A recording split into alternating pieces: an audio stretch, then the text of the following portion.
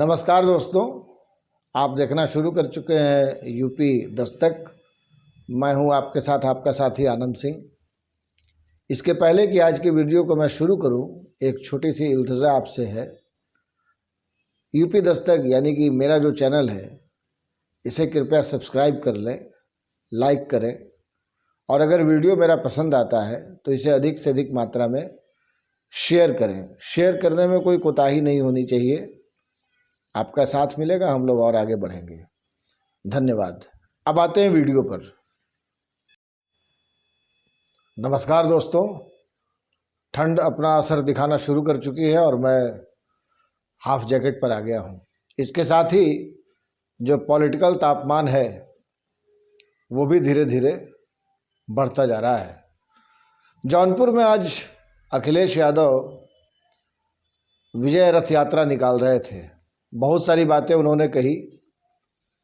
एक बात उन्होंने कही, योगी सरकार या योग्य सरकार, इसको लेकर के हो सकता आने वाले दिनों में कुछ विवाद हो, पर अखिलेश जिस तरीके से लगातार योगी सरकार पर हमलावर हैं, ये उनकी ज़रूरत भी है और इनकी मजबूरी भी है। तो ऐसा ये माना जा रहा है कि जिस तरीके से भारतीय जनता पार्टी के ऊपर में चौतरफा हमला किया जा रहा है, वो आने वाले दिनों में चुनाव की दशा और दिशा दोनों को प्रभावित कर सकता है, बदल भी सकता है। अखिलेश के साथ आज सुहेलदेव समाज पार्टी के राष्ट्रीय अध्यक्ष ओम प्रकाश राजभर भी थे। अखिलेश इन दिनों थोड़ा फील गुड भी महसूस कर रहे हैं, इसलिए कि हरिशंकर तिवारी जी के दोनों लड़के और उनके भांजे आदरणीय श्री गणेश शंकर पांडे और बड़े लड़के भीष्म शंकर तिवारी और छोटे लड़के विनय तिवारी, इन तीनों को समाजवादी पार्टी में शामिल कर लिया गया है। इन तीनों का अपना एक वर्चस्व है, अपना एक रसूख है और विनय शंकर तिवारी तो अपने पिताजी की परंपरागत सीट चिल्लूपार से वर्तमान में विधायक भी हैं।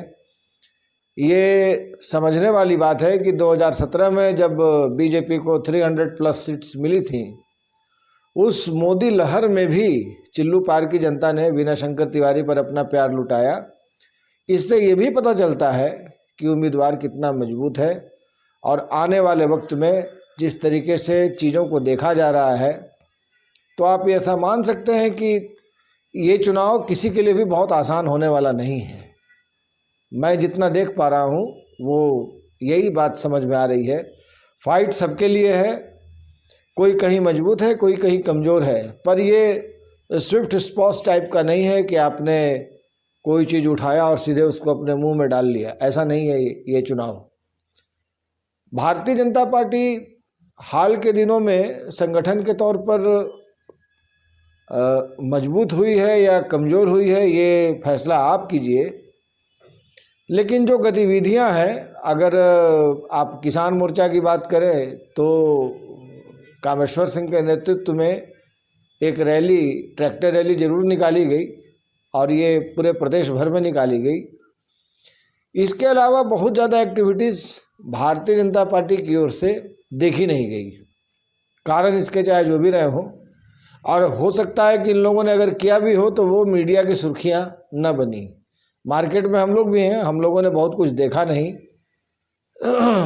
अभी CDS रावत के निधन के बाद मोमबत्तियां जलाई गई, शोक सभा आयोजित की गई, ये तो सभी लोगों ने किया, एक सामान्य आम नागरिक ने भी किया। जिसको उल्लेखनीय कहना चाहिए वो हमें कुछ दिखा नहीं। इसके उलट समाजवादी पार्टी लगातार प्रेस कॉन्फ्रेंस कर रही है। अखिलेश यादव उस प्रेस कॉन्फ्रेंस को लीड कर रहे हैं, कंपोनेंट कर रहे हैं। लोगों का समाजवादी पार्टी में आना ये रुक नहीं रहा। प्रतिदिन 100, 200, 300, 400, 500 लोग समाजवादी पार्टी से जुड़ रहे हैं और रसूखदार लोग जुड़ रहे हैं। ऐसा नहीं है कि कोई सामान्य आदमी भी जुड़ रहा है, पर रसूखदार लोगों की संख्या ज़्यादा है। जाहिर सी बात है कि आने वाले दिनों में समाजवादी पार्टी के लिए परीक्षा की एक घड़ी भी साबित होगी, क्योंकि जो भी आदमी, खास करके जो रसूखदार आदमी समाजवादी पार्टी में जुड़ रहा है, वो कहीं ना कहीं चाहेगा कि वो टिकट लड़े और अपना भाग्य आजमाए। 403 विधानसभा में समाजवादी पार्टी कितने सीटों पर अपने कैंडिडेट उतारेगी, कितनों पर साथियों को देगी, ये माथापच्ची करने वाली बात है। पर आइए जौनपुर वाली रैली में अखिलेश ने कहा कि साहब ये योग्य सरकार चाहिए आपको या योगी सरकार चाहिए। जनता ने कहा कि योग्य सरकार चाहिए। अब अखिलेश हैं तो नौजवान, उन्होंने हुलकार भरते हुए कहा कि भाई देखिए, आप लोग दौड़ने में पीछे नहीं हैं, आप लोग चलने में पीछे नहीं हैं, आप लोग बुद्धि से पैदल नहीं हैं, लेकिन ये जो सरकार है, सरकार आप लोगों को नौकरी नहीं दे रही है क्योंकि सरकार की मंशा ठीक नहीं है।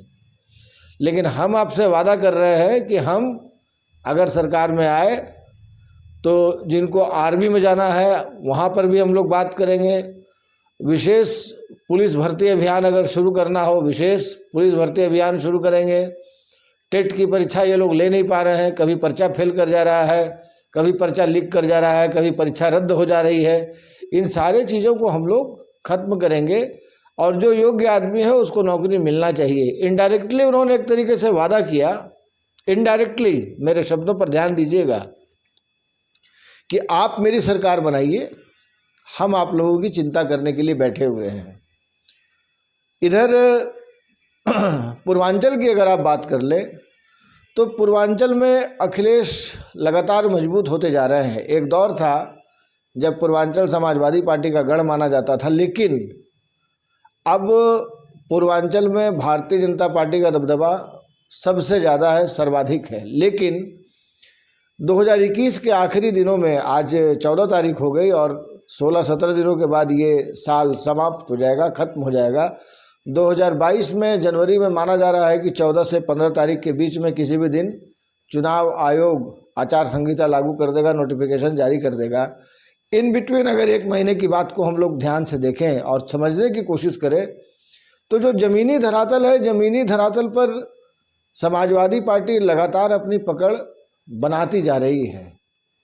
इस पकड़ को बनाने के लिए थोड़ा सा आपको समझना पड़ेगा। ओम प्रकाश राजभर से दोस्ती की गई, उनको अपने गठबंधन में शामिल किया गया। अब ये जो बलिया का, मऊ का, आजमगढ़ का, बनारस का जो इलाका है या उसके सराउंडिंग, इस इलाके में राजभर बहुत ज़्यादा मात्रा में है और इनका वोट भी ठीक ठाक है। इस इलाके में जो मुसलमान हैं ये भी समाजवादी पार्टी के एक तरीके से इंटैक्ट वोटर रहे हैं, ये कहीं फिसलते नहीं हैं। तो उस इलाके को इन्होंने एक तरीके से सेव करके रखा है। हालांकि वो जो इंटैक्ट वोटिंग है 2022 में होगी या नहीं होगी, ये देखने वाली बात होगी।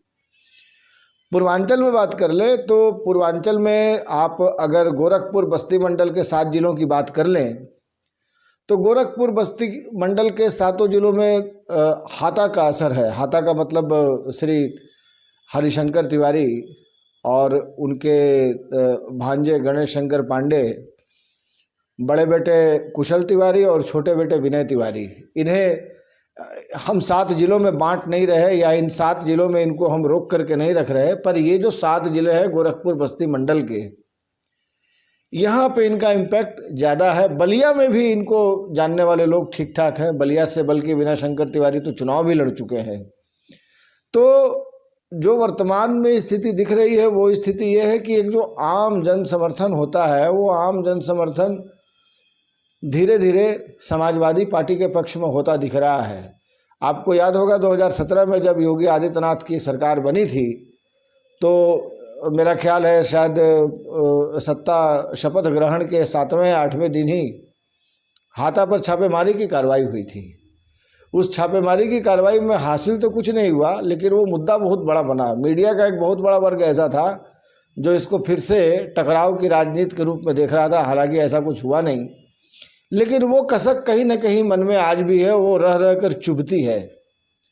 अभी पिछले दिनों एक वेब चैनल को विनय शंकर तिवारी ने इंटरव्यू भी दिया था और इंटरव्यू का जवाब, सवाल का जवाब जो इंटरव्यू में पूछा गया था, वो जवाब देते देते जब वो छापेमारी वाली बात आई तो कहीं ना कहीं उनके चेहरे पर थोड़े सख्ती के भाव भी आए थे। हालांकि विनय बहुत मृदुल स्वभाव के आदमी हैं, हंसमुख हैं, उनको गुस्सा आता नहीं है, लेकिन कहीं ना कहीं वही बात है कि मन में कोई चीज़ अगर दबी हुई हो, छुपी हुई हो, तो प्रतिक्रिया उसकी होती है, प्रतिकार उसका आदमी करता है। प्रतिकार उस वक्त भी किया गया था और ऐसा माना जा रहा है कि जिस दिन यानी कि 12 तारीख को जब भीष्म शंकर तिवारी उर्फ कुशल तिवारी, गणेश शंकर पांडे और विनय तिवारी, इन लोगों ने समाजवादी पार्टी के कार्यालय में जब समाजवादी पार्टी का दामन थामा था, तो सबसे पहले मंच संयोजक ने विनय शंकर तिवारी को ही 2 शब्द बोलने के लिए बुलाया था, निमंत्रित किया था। उस दिन के वक्तव्य को अगर आप ध्यान से सुने, वो मेरे पास रिकॉर्ड में है, तो उस दिन भी यही कहा गया था कि भाई ये जो ब्राह्मणों के ऊपर में इतना एक तरीके से कह लीजिए प्रताड़ना है, या ब्राह्मणों को जिस तरीके से उत्तर प्रदेश की सरकार में प्रताड़ित किया जा रहा है, और एक खास जाति के लोगों को जिस तरीके से तवज्जो दी गई। विनय शंकर तिवारी जी ने किसी जाति का नाम नहीं लिया, मैं अपनी ओर से ऐड कर रहा हूँ, ये ठाकुर लोग हैं, राजपूत हैं। अब उस राजपूत से आप मुझे मत जोड़ लीजिएगा, मेरे राजपूत होने का कोई मतलब नहीं। जो पावर सेंटर है, उस पावर सेंटर को इस तरीके से उन्होंने डिफाइन किया था कि भाई जो ठाकुर लोग हैं उनको आगे बढ़ाया गया है, हर थानों पर उनकी तैनाती है, पुलिस महकमे में, हर महकमे में उनको एक डोमिनेटिंग पोजीशन दे दी गई है। इसके उलट ब्राह्मणों के ऊपर में बहुत सारे अत्याचार हुए हैं, उनको प्रताड़ित किया गया है, कई मामलों में प्रताड़ित किया गया है। बीआरडी मेडिकल कॉलेज के प्रिंसिपल का भी उन्होंने नाम लिया, ऐसे कई और एग्जाम्पल दिए गए। जो दूसरी बड़ी बात उन्होंने कही वो ये कही कि जब 2012 से लेकर के 2017 तक अखिलेश यादव की सरकार थी, और इन 5 वर्षों में तमाम नाटक और ड्रामा के बावजूद इन 5 वर्षों में जिस तरीके से अखिलेश ने विकास के कार्य किए, उससे वो अभिभूत है। यानी कि विनय तिवारी का ये कहना था कि मैं इनको एक डेवलपमेंटल आइकॉन के रूप में ट्रीट करता हूँ, देखता रहा हूँ। तो समाजवादी पार्टी में जो ग्रास रूट के लोग हैं वो भी इस बात को मान करके चल रहे हैं कि जो समाजवादी पार्टी का वर्तमान नेतृत्व है, खास करके जब हम अखिलेश यादव की बात करते हैं तो वो नौकरी और रोजगार के मुद्दे पर बात करते हैं। चूँकि वो इंजीनियर भी रहे हैं और विदेश से उन्होंने पढ़ाई की है, तो उन्होंने पूर्वांचल एक्सप्रेसवे को भी देख करके कहा था कि इसमें मानक के विपरीत सारे काम किए गए हैं। भाई एक इंजीनियर है, उसका अपना एक एक्सपर्ट विजन है कि ये जिस तरीके से बनना चाहिए था उस तरीके से नहीं बना। अभी रिटायर्ड आईपीएस हैं सूर्य प्रताप सिंह, इनके ऊपर में 7 से 8 FIR लॉन्च हुए हैं। ये अपना थाना पैरवी मुकदमा कर रहे हैं, देख रहे हैं अपने चीज़ों को।